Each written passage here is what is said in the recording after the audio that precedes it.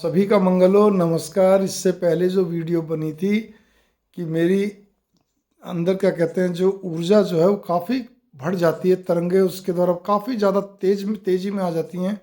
और वो ऊर्जा इतनी बढ़ी हुई क्यों हो जाती है मेरे मन मस्तिष्क में, एकदम से जैसे होता है ना, बहुत स्पीडली और तेज़ी से स्ट्रॉन्ग, बहुत दबावपूर्ण ऊर्जा होती है।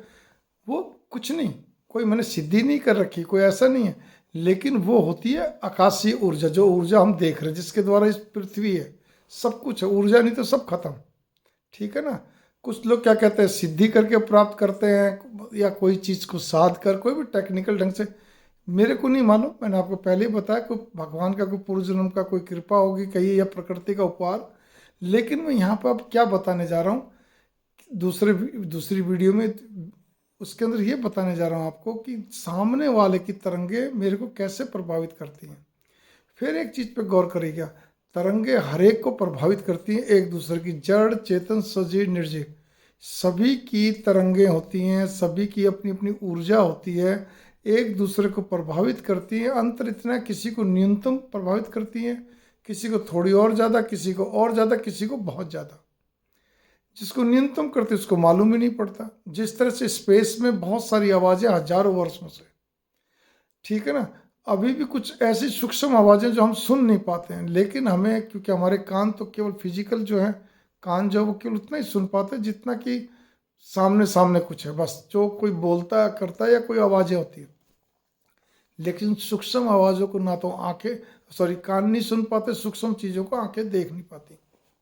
तो यहाँ पर मैं अब ये बताने जा रहा हूँ आपको कि सूक्ष्म जब आवाज़ें या सूक्ष्म कोई वस्तु हम नहीं देख पाते, कोई चीज़ वगैरह, तो उसी प्रकार से ये भी कोई प्रभु कृपा होती है। किसी को अपना भी दिखने लग जाती हैं, सुनने लग जाती हैं, किसी को विशेष साधना के द्वारा या टेक्निक के द्वारा।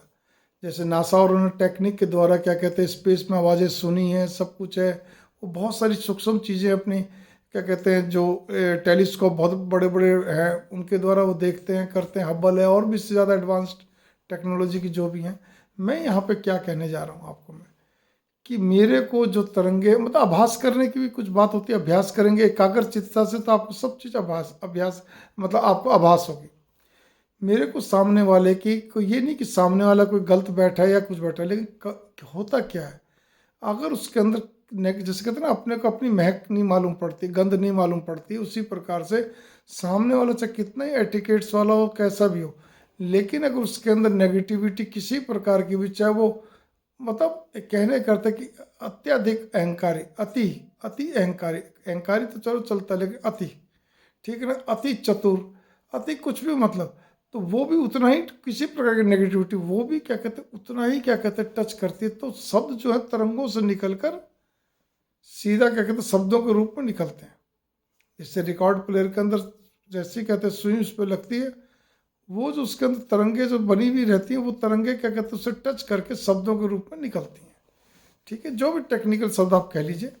तो भावना मेरी यहाँ पर ये आती है कि वो तरंगे फिर इतनी क्या कहते हैं शब्द जो निकलते हैं वो इतने तीखे, कड़वे, कटु निकलते हैं, क्योंकि एकदम स्पष्ट होते हैं, सत्य होते हैं। तो सत्य और जो होते हैं, स्पष्ट जो होते हैं, वो हमेशा कटु ही होगा, और इससे ज़्यादा तो क्या हो सकता है। तो बस उसको ही पचाना बहुत बड़ी बात होती है, उसको समझना बहुत बड़ी बात होती है। तो मैंने कहा ना, मेरे साथ ये होता है जैसे टीचर बच्चे को क्या कहते हैं बहुत कई बार डांट भी देता है, पनिश भी करता है, लेकिन वो किसी प्रकार से भी उसका क्या कहते हैं कोई भी विरोधी नहीं होता है।